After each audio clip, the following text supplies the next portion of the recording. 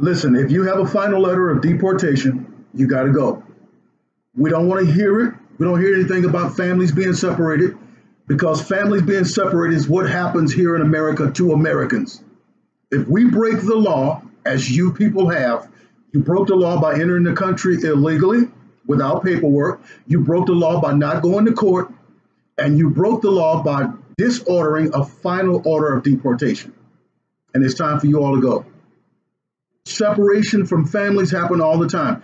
When that brother got choked to death over there in New York City, he got separated from his family and from his wife forever. I didn't see the Democrats out there crying then. I don't see the Democrats crying for the black community. And I don't see them crying when a black man goes to jail. I don't see them crying for a white man who goes to jail for breaking laws here in this country. If we're going to do some crying, if we're going to cry some tears, let's cry tears for our citizens. No, I don't want to hear nothing about none of this Christian stuff. I'm a Christian. I'm very devout. I got saved at 17, and I've been walking with God and been living for God ever since. I don't want to hear that. If you want to talk about what God has to say about it, Jesus talks about deporting people that tried to get into the wedding. You look at Matthew chapter 22. When the king wanted to invite people to his kingdom and to his son's wedding, he would send a message out to all of the citizens, not just the educated and the wealthy. He says, for everybody, all of you come. He said, but the prerequisite was that you had to wear a garment. And so when you come into this country, you have to be a citizen of this country, and to come in here legally to enjoy citizens' rights. Time magazine published something on the magazine talking about illegals are citizens and Americans too. You know how stupid that is? Can you go to any other country and say that? It's not going to happen. But in Matthew chapter 22, the father of the son who was getting married, he was walking through greeting all the guests, and he saw a man there without a wedding garment on. And he says, friend, he says, where is your wedding garment at? And the Bible says that the man was speechless. And this is what the king said. This is the story Jesus told. He said, bind him hand and foot and cast him out into utter darkness, where there's wailing and gnashing of teeth. Now that's Christians. That's right. If you're going to break the law and not obey what's required of you, you're not going to go to heaven. All right. God is going to reject you. And just the same thing when you come into this country and you break the laws getting in here, and you break the laws by remaining here, well, we want to bind you up and cast you out. It's time for you to go. I don't want to hear this stuff about people saying, oh, and people get on my channel here and tell me I'm not a Christian. Listen, I don't let non-Christians tell me how to be a Christian. The Bible speaks to me about being a Christian. I've been walking with God far longer than most of these people even thought about anything. And I live the word, right? If you just want to love immigrants, I tell you what, you just take all your money and send it out there to the immigrants. Just send everything you got. Or as better yet, just open your house up to them, and you and your family just go live out in the streets. That's how you do it. And then maybe the God that you serve will be accepting. He'll accept you. But that's not the God of the Bible. The God of the Bible says that a man don't take care of his family, he's worse than an unbeliever. You are obligated to take care of your family, and that's that. So listen, the Democrats are getting ready to go into high gear with all of the crying and the weeping and the wailing and all of this stuff. And the mayors of Chicago and New York and California and governors and all these different things are giving heads up and alerts to most of these people that are supposed to be deported. A lot of them are criminals. And you're putting innocent lives of the ICE police in jeopardy by doing this. And I wish that you all would be prosecuted and go to jail for that. This is America. What these Democrats are doing is totally un-American. They're showing disdain for America. They're showing disdain for our laws. And they're showing disdain for our country. Did you see what they did to the flag over there at one of those deportation centers, at one of those immigrant centers? They raised up a Mexican flag. They desecrated the American flag, painted it and everything, messed it up, and then floated it up there upside down. Here on American soil. Most of those people that come over here, they're at those detention centers, they're getting meals, they're getting treated better than at the home they just left in Mexico. But we don't want these people released into this country. Not only are Mexicans coming here, and the Democrats are very much aware of this, but people have been found in these detention centers, come across in the Mexican border from 60 different countries. All right? This is America. And we don't see the Democrats crying for the people that these illegals come over here and kill in DUIs and murder the innocent white girls and gang related stuff. You don't see any of that. You don't see any of that on the mainstream media, the false prophet media. They won't do that. But they're going to cry for these people. But you never see them crying for any citizens, do you? You never see them doing it. Only time they'll phony up some tears for a citizen is when they're getting ready to push an agenda. When they get ready to try to get rights for the LGBT, then they start showing a whole bunch of people bullying them and fighting them and all this stuff because they're different. Oh, they're different. Oh, God. And they're just being nothing but a lie. It's nothing but propaganda. But once they get their laws and get everything they want, you never see any more bullies, do you? You never see any more of that. Because the job is done. And we want this stuff to stop.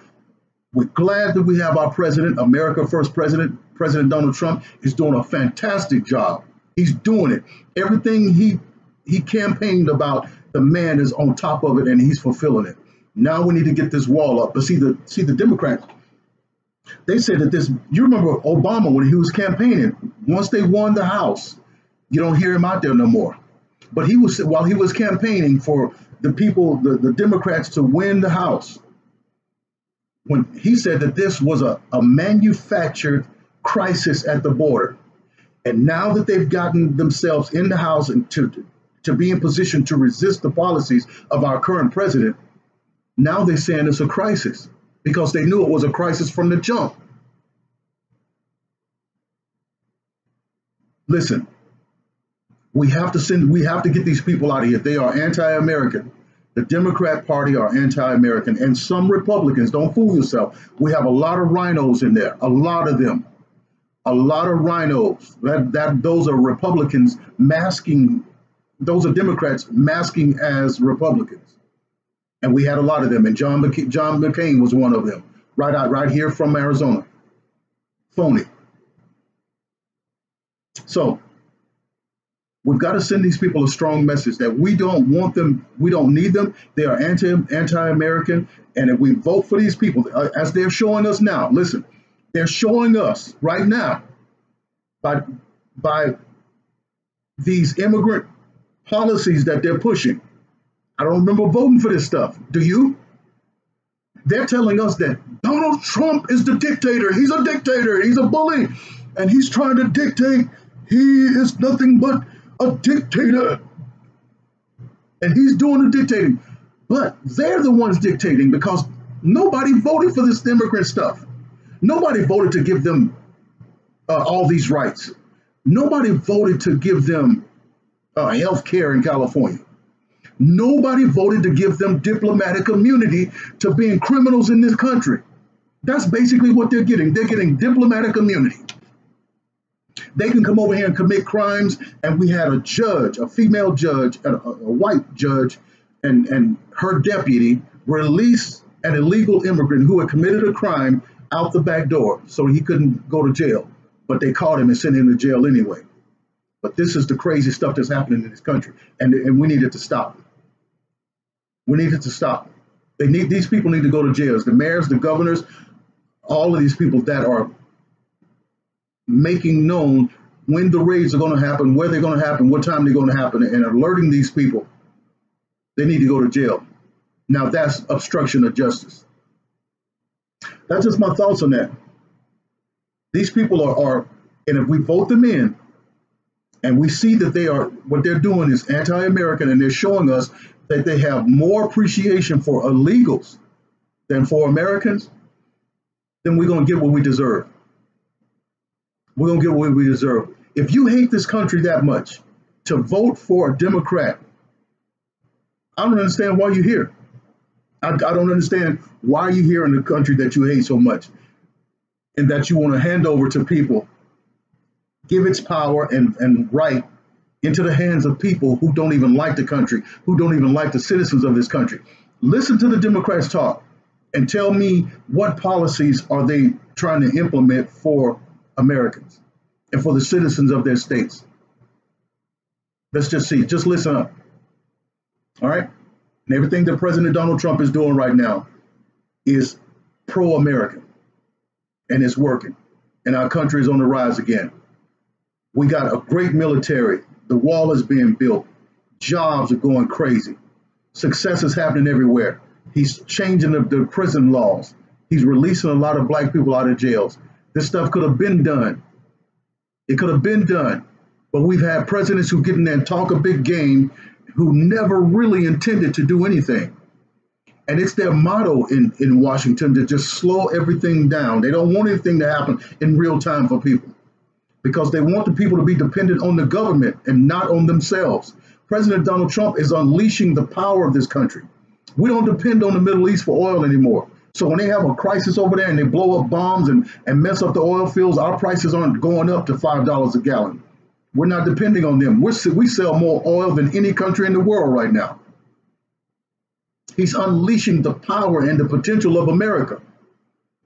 These people, when they sent the jobs out of the country, and Obama was sending and raising all these policies and legacies and everything, policies and laws to restrict the businesses and make everything complicated for them, and then they shipped our jobs out to other countries, to China.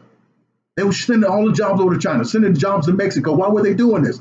Because they didn't want the economy to do what it's doing, where people can go out and get a job and feel good about themselves and pay their own bills. What they want is to break the economy down to where it's nothing, to where now you depend on them for a check to come in the mail every month.